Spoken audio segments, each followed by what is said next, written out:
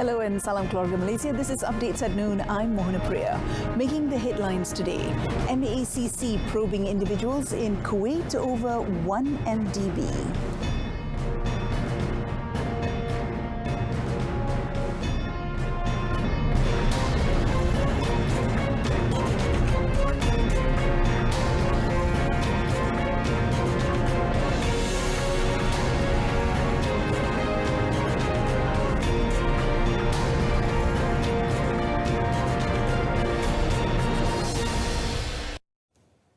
The Malaysian Anti-Corruption Commission MACC is conducting investigations onto several individuals in Kuwait over the misappropriation of One Malaysia Development Berhad or 1 MDB funds. According to a statement by the Commission, several discussions were held with enforcement agencies in Kuwait over the past 2 years. At the moment, MACC is waiting for evidence from Kuwaiti authorities that was requested through mutual legal assistance, and the matter is still being studied by the Kuwaiti side. The MACC, as one of the leading agencies in asset recovery efforts, is focusing on the recovery of assets and money loss as a result of the embezzlement at 1 MDB and several other companies involved. The statement also read that the Attorney General's chambers had outright rejected the settlement offer by wanted businessman Low Tek Joe Low to the Malaysian government on 16th July. Furthermore, MACC requests all sides to avoid making speculations regarding the issue to avoid confusion among the general public, which may affect the investigation. Sabah Deputy Chief Minister Datuk Seri Bung Mokhtar Radin today denied reports that he is currently ill and being treated in hospital, as shared widely on social media since yesterday. In a statement, the Sabah Barisan Nasional Chairman confirmed he is in good health and is currently in Kuala Lumpur after attending court proceedings last Friday. Datuk Seri Bung Mokhtar added that he would be with the people and BN supporters in Kota Belud on 10th October for the launch of the Gelombang Biru program, as well as the Kota Belud and Tuaran election machinery. A photo showing BN Secretary General Datuk Ahmad Maslan and Sabah Tourism, Culture and Environment Minister Datuk Jafri Arifin visiting Datuk Seri Bung Mokhtar, who was lying in bed, went viral on social media. This had prompted netizens to speculate on the Chief Minister's well-being. However, Datuk Seri Bung Mokhtar's press secretary, Jafar Abdul Wahid, explained that the photo being shared was taken sometime in 2015 or 2016 when he returned after undergoing kidney treatment in China.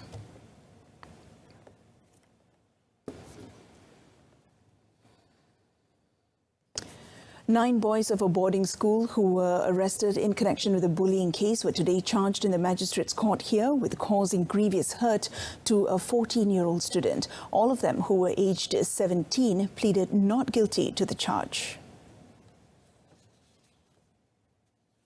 The offence was allegedly committed in a hostel room of a secondary school on Jalan Changkat Jong at about 12:30 a.m. last 23rd June. The charge, framed under Section 325 of the Penal Code and read together with Section 34 of the same law, carries a sentence of up to 7 years imprisonment and fine upon conviction. Magistrate Nur Faizah Muhammad Saleh allowed them bail of 2,000 ringgit each and set 5th October for mention. The prosecution was conducted by Deputy Public Prosecutor Azalia Sharmin Zaizan, while the students were represented by lawyer S. Francis from the National Legal Aid Foundation. Kedah police are still tracking down the driver of a silver-coloured Proton Wira aerobag, believed to have driven off after being involved in a car crash. The incident resulted in the death of a senior immigration department officer in Gurun yesterday. According to Kuala Muda District Police Chief ACP Zaidi Che Hassan, the car driver with the registration plate number TAC 5688 sped off after the accident, which took place between 8:30 to 9 a.m. at kilometre 83.4 of the North-South Expressway, headed north. The victim, Deputy Assistant Director of Immigration Muhammad Nizam Samsudin, aged 46, was pronounced dead at the scene due to severe head injuries. Meanwhile, police also urged road users who possibly witnessed the incident to come forward and assist investigations. Information can be channeled by contacting Investigation Officer Inspector Juzaili Ismail at the phone number shown on the screen.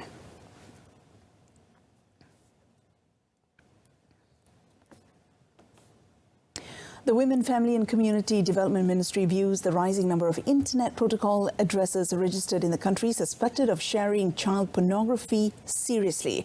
Its Minister Datuk Sri Rina Mohamad Harun said the Royal Malaysian Police PDRM found that 106,764 internet protocol or IP addresses were recorded since 2017 till August this year, which was a worrying figure.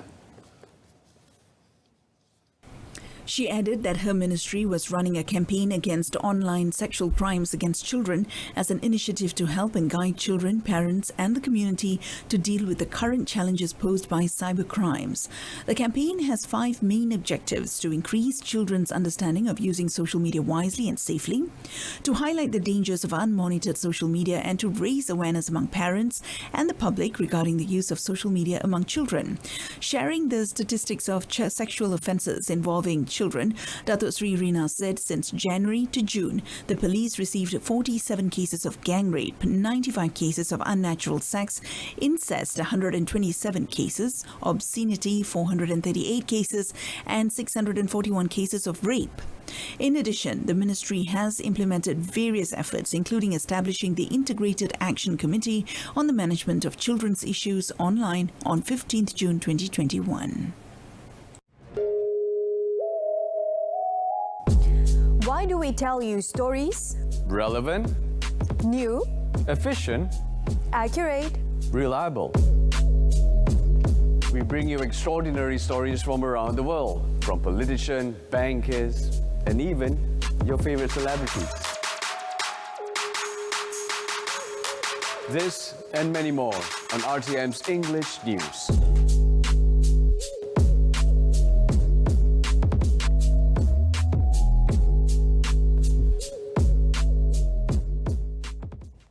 Welcome back. The Education Ministry MOE is still awaiting the report on an incident which went viral involving a banner put up on the fence of a secondary school in Kuala Pilah, Negeri Sembilan. Senior Education Minister Datuk Sri Dr. Radzi Jidin said the government will take the best possible action to solve the issue. Ingin saya sampaikan sedikit, namun berkaitan dengan kes tersebut, kita sedang mendapatkan laporan lanjut.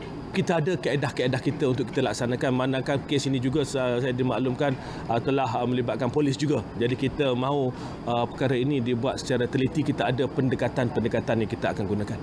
A photo went viral on social media in which a banner was seen believed to be teachers expressing their dissatisfaction with the school's principal and the assistant principal. Written on the banner was a message urging MOE to quickly transfer the 2 teachers to another school.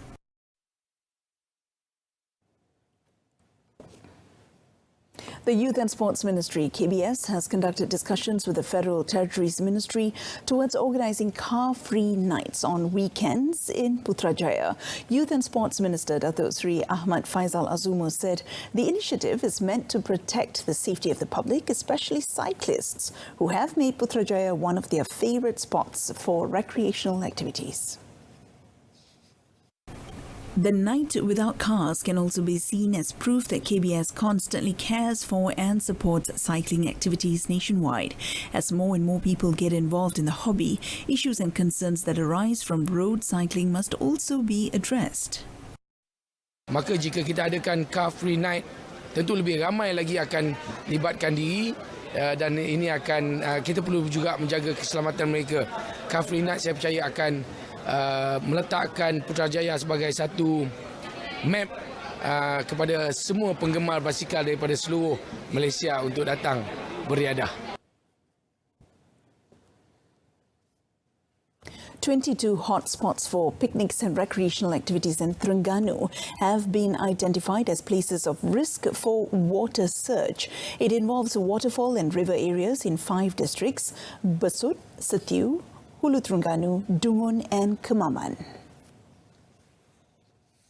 According to Terengganu Fire and Rescue Department JBPM Director Mat Hilman Abdul Rashid, Hulu Terengganu and Dungun each recorded 5 hotspots. Meanwhile, in Besut, Setiu and Kemaman, 4 locations were identified in each district. Therefore, visitors who intend on visiting these locations are advised to be wary of early warning signs of an imminent water surge. At the same time, he reminded that in the case of a water surge incident, lives should be prioritized over property. Harta boleh kita cari, nyawa tak boleh kita cari. Pindahkan kenalan kita, anak-beranak kita, saudara mara kita, pindah ke tempat selamat dulu. Ini kita tumpu pindah kenderaan bersama dengan anak-anak. Yang ini pada saya memang menempah maut lah pada saya. Sebaiknya pindahkan kita dulu, selamatkan anak-beranak kita dulu ke tempat yang selamat. Barulah fikirkan kemudian macam mana keadaan nak menyelamatkan kenderaan kita.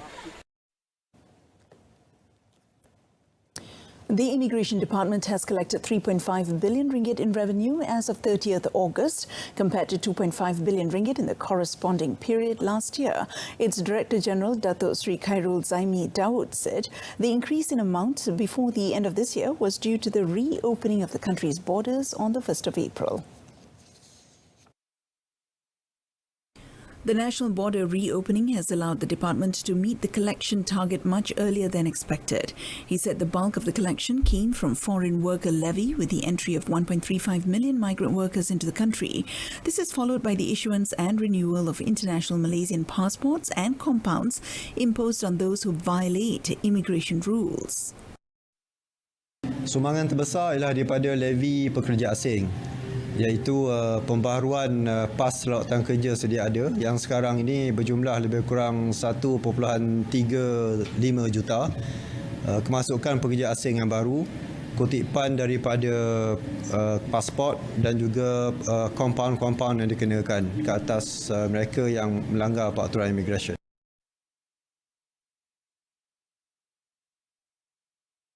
Johor Darul Takzim 2 JDT2 have nearly clinched their Premier League title after beating Terengganu FC2 or TFC2 3-0 at Pasir Gudang City Council Stadium last night. JDT2, who are on top of the league with 39 points and 1 match remaining, scored in the 7th minute through a blistering kick by 20-year-old Darul Sham. They then went 2-0 ahead late in the second half, courtesy of Omar Hakim, who tucked in a pass from Darul in the 82nd minute. Musa Sidebe made it 3-0 3 minutes later. In Kota Baru, Kelantan FC's hopes of overtaking league leaders JDT2 were shattered when they lost 1-2 to Selangor FC2 at Sultan Mahmud IV Stadium. Kelantan's solitary goal came from a penalty by Muhammad Ghaffar in the 76th minute, but it was not enough to overcome Selangor FC2's twin strikes in the 28th minute by Muhammad Alif Izwan Yuslan and 34th minute by S. Sharvin.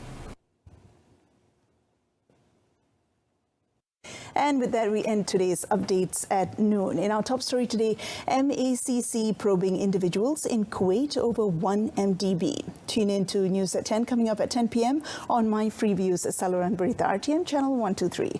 We leave you with a procession of 16th century boats along the Grand Canal that mark the opening of the most eagerly awaited historical event of the year in Venice, the Regatta Storica. Thank you for watching and thank you for your company. I'm Mohana Priya.